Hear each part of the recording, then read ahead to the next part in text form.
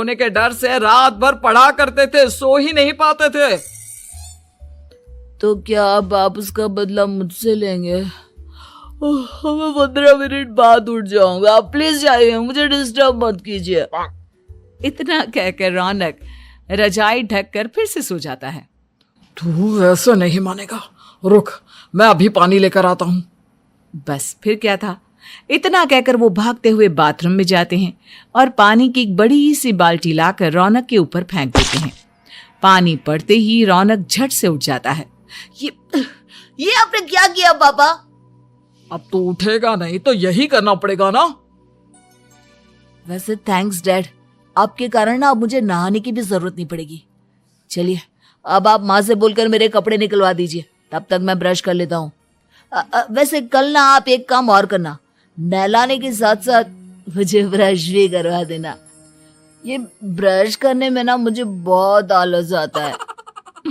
रौनक की बातों से अरविंद का मुंह खुला का खुला रह जाता है। वो अपनी पत्नी कमला के पास जाता है और रौनक की हरकतों के बारे में बताता है, जिसे सुन उसकी पत्नी हंसने लगती है। तुम अपने बेटे को समझाने के बजाय हंस रही हो। रौनक बच्चा है, धीरे धीरे सुधर जाएगा, आप क्यों उसके पीछे पड़े रहते हो? अभी नहीं सुधरेगा तो कब सुधरेगा? 10वीं क्लास में है रौनक, वो अब कोई बच्चा नहीं रहा। अरविंद की इतना बोलते ही वहां रौनक भी आ जाता है। क्या डैड, मैंने आपको एक काम दिया था, वो भी नहीं हुआ आपसे। अरे क्या हुआ बेटा? माँ, मैंने डैड से बोला था कि वो आपको बोलकर मेरे स्कूल की यूनिफॉर्म निकाल दे, लेकिन मेरे पीछे पड़ने के अलावा इनसे एक काम ढंग से नहीं होता। देख रही हो कमला, देख रही हो अपने लाडले को? अरे आप चुप रहिए जी। चलो बेटा, मैं तुम्हें कपड़े निकाल कर दे देती हूँ। बस ऐसे ही साल पर साल बीतते जाते हैं, लेकिन रौनक के रवैये में कोई बदलाव नहीं आता। वो पहले से भी ज्यादा आलसी और पूरी तरह अपने माता पिता पर निर्भर हो जाता है। 2 साल बाद पता नहीं कहाँ गायब रहता है पूरे दिन, अब तक तो आ जाना चाहिए था। अरे आप इतनी फिक्र क्यों कर रहे हैं उसकी? दोस्तों के साथ खेल रहा होगा, आ जाएगा अभी। ये कोई टाइम है खेलने का? 10 बजने वाले हैं, इतनी रात में कौन खेलता है?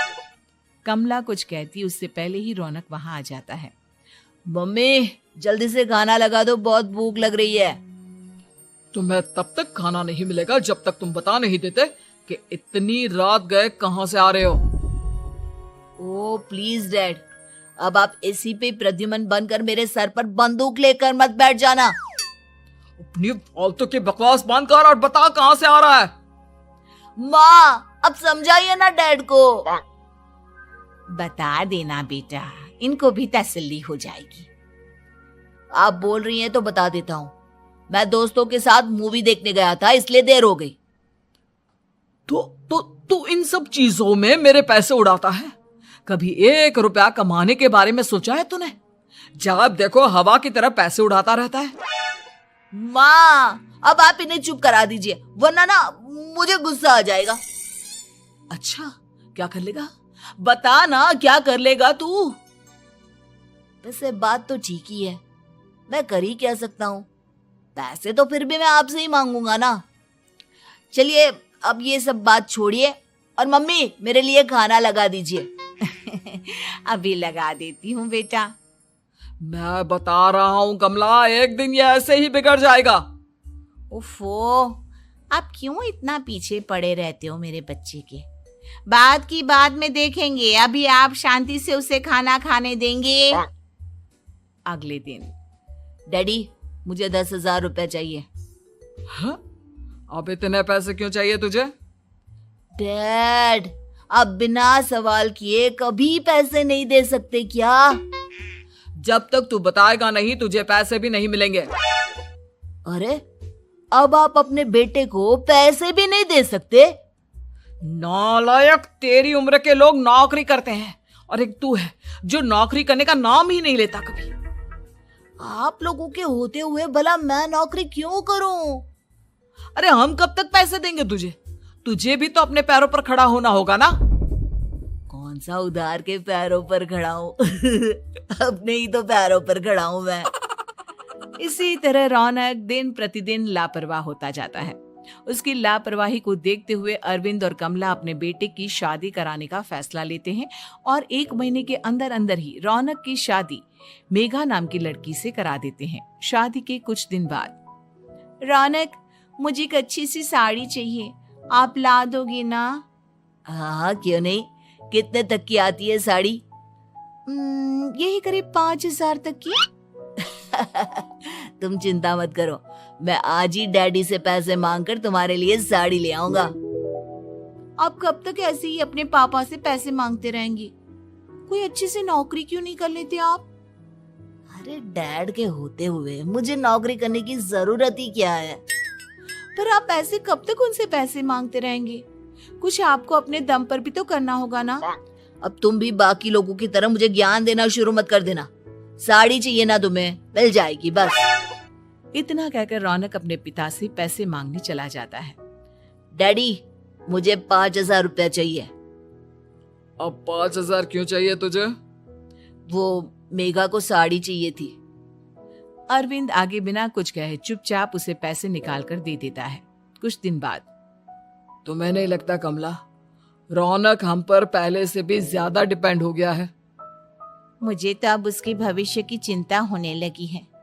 कल को हमें कुछ हो गया तो वो क्या करेगा? काश तुमने पहले ये सोच लिया होता तो आज हमारा बेटा इतना लापरवाह नहीं होता। तब मुझे कहाँ पता था कि मेरा लाड प्यार उसे इतना बिगाड़ देगा कि वो इस हद तक लापरवाह बन जाएगा। कोई बात नहीं, अभी भी देर नहीं हुई। मुझे पता है उसे कैसे सुधारा जा सकता है। कैसे? अरविंद कुछ कहता उससे पहले रौनक वहां आ जाता है और पैसों के लिए हाथ फैलाने लगता है। डैड, मैं और मेघा बाहर घूमने जाना चाहते हैं। अरे वाह, ये आज सूरज कहाँ से निकला है? Dad please. अच्छा चलो अब मुद्दे की बात करो। मुझे अब 25,000 चाहिए। अब तुम्हें 1 रुपया भी नहीं मिलने वाला। अगर तुम्हें पैसों की इतनी ही जरूरत है तो कोई ढंग की नौकरी कर लो। मम्मी, आप कुछ कहिए ना डैड को। बेटा, वो गलत क्या बोल रहे हैं? ये सब हम तेरे भले के लिए ही तो कर रहे हैं। मम्मा, मैंने बताया ना आपको, मुझे नहीं करनी कोई जॉब वॉब। तो ठीक है, निकल जाओ हमारे घर से। तुम्हारे जैसे लोगों के लिए मैंने ये घर खड़ा नहीं किया है। जितना ये घर आपका है ना, उतना ही मेरा भी है। मैं कहीं नहीं जाने वाला। जाना तो पड़ेगा ही तुझे, क्योंकि अब मैं तेरा कोई भी खर्चा नहीं उठाने वाला।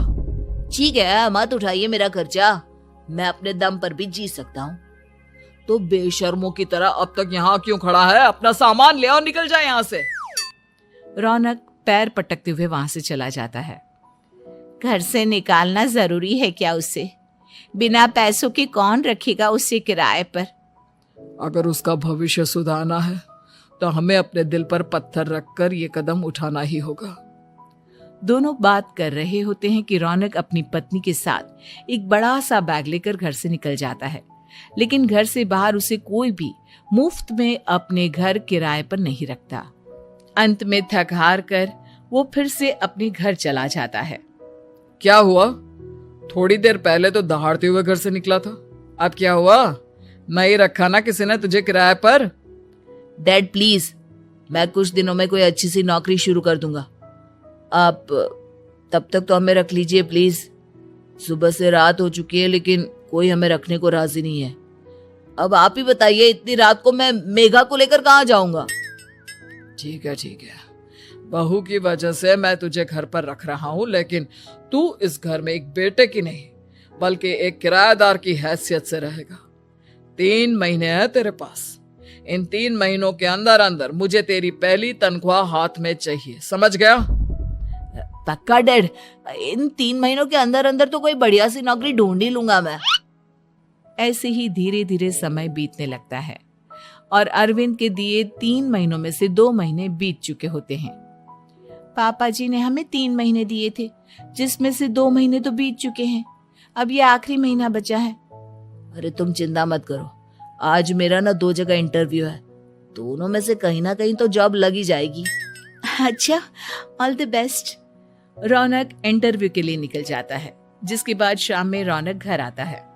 कैसा गया इंटरव्यू? आपकी नौकरी लगी या नहीं?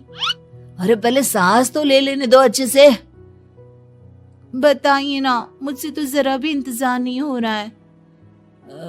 वो दरअसल बात यह है कि मेरी नौकरी तो लग चुकी है लेकिन पैसे बहुत कम है। कितने पैसे हैं? 15,000। इतने में अरविंद और कमला मिठाई का डिब्बा लेकर आ जाते हैं। बधाई हो बेटा। हम जानते थे तेरी जॉब जरूर लगेगी। लेकिन मेरी सैलरी बहुत कम है मम्मा। कम है तो क्या हुआ, धीरे धीरे बढ़ जाएगी। हाँ बेटा, हम तो बस चाहते थे कि तू अपने पैरों पर खड़ा हो जाए। मतलब अब आप मुझे घर से नहीं निकालेंगे?